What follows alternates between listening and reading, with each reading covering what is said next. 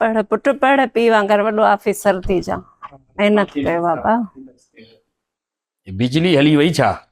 हाँ बंदि थी वई आहे। हे हालत अड़े हेॾे काॾे तो हाणे लतूं कीअं तो हेॾो परे ॾगु थियो आहे हेॾो हिते सुत परे टेबल कुर्सियूं पयूं हेॾे उते नथा पढ़ो वेही करे सुम्ही करे पढ़े थो हिते वेठो। बिजली असांखे तबाह करे छॾियो आहे लोड शेडिंग। स्कूल वेंदो आहे रोज़ हे तुंहिंजो पुटु? हाँ वञे पियो। हा वञे पियो रोज़। ट्यूशन ते बि वञे थो? हाँ रोज़ वेंदो आहे ट्यूशन ते बि वेंदो आहे। होॾे वेंदो आहे अकेडमी राति जो जेका रखाई अथसि लेट नाइट? वेंदो आहे रोज़ वेंदो आहे। रोज़ वेंदो आहे? बसि यार छा कयूं हिकु त फीसूं भरे भरे मरी विया आहियूं। प्राइवेट स्कूलनि जूं फीसूं अलॻि भरियूं ट्यूशननि जूं अलॻि भरियूं वरी राति जो साईं अकेडमी ते वरी क्लासिस क्रेश क्लासिस अलाए कहिड़ा कहिड़ा सोचिया अथऊं। हणी मिड़ई असांखे मिड़ई पीउ माउ खे लुटनि था पिया। ॿियो छा इहो प्राइवेट स्कूलनि वारा केॾियूं ॻरियूं फीसियूं आहिनि स्कूलनि जूं।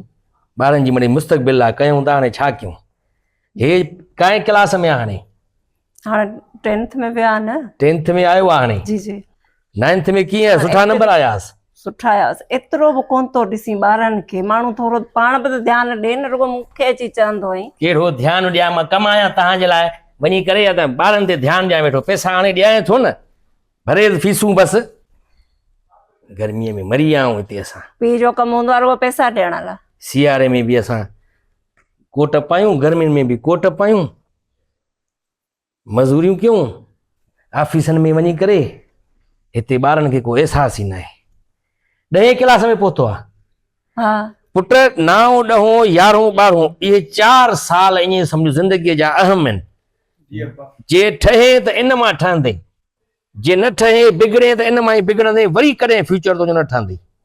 पढ़ाई कर बि पढ़ाई कर। छा थो पढ़े इहो कहिड़ो किताबु आहे? मैथमेटिक्स आहे? मैथमेटिक्स में मां ख़बर अथई केॾियूं मार्कूं खयूं? 92 मार्कूं खयूं 100 मां। एॾो मैथ में होशियारु हुयमि। असांजा ॿार अलाए छा अॼुकल्ह पढ़नि था सम्झ में ई नथी अचे ॻाल्हि हिननि खे। मैथ में वॾो होशियारु हूंदो मूंखां। उस्ताद जेके मैथ जा हूंदा उहे मूंखां पुछंदा हुआ जवाब अची हिन जो जवाबु कीअं थींदो हे फार्मूलो कीअं थींदो हे कीअं ठहंदो। अॼु वारा ॿार खे अॼुकल्ह होशियार ई न आहिनि अलाए छा आहे। करे पियो महिनत तोखां वधीक होशियारु थींदो। हा वॾो पढ़े थो ॾिसां थो ऊंधो लॻो वेठो आहे पढ़े थो वेठो पढ़े थो। पाण गर्मी आहे ख़बर अथव लाइट न आहे त हाणे ॿार ईअं ई वेठो हूंदो ॿियो छा। लाइट न आहे गर्मी कहिड़ी आहे। सियारो लॻो पियो आहे मां कोट पाए घुमंदो थो वतां पोइ बि गर्मी थी त लाहे उछलियमि। तूं त गर्मी में कोट पाईंदो आहीं तुंहिंजी त मजबूरी आहे। आदत आहे बसि शुरू खां वठी। पढ़ पढ़ पुट पढ़ वेही काई ॻाल्हि सम्झ में न अचई बेधड़क मूंखां पुछ। तुंहिंजे टीचर खे बि मोकल आहे अची मूंखां पुछे भली कोई सम्झ में न अचे जवाब त। हा पुट हिकिड़ो सवाल आहे। कहिड़ो?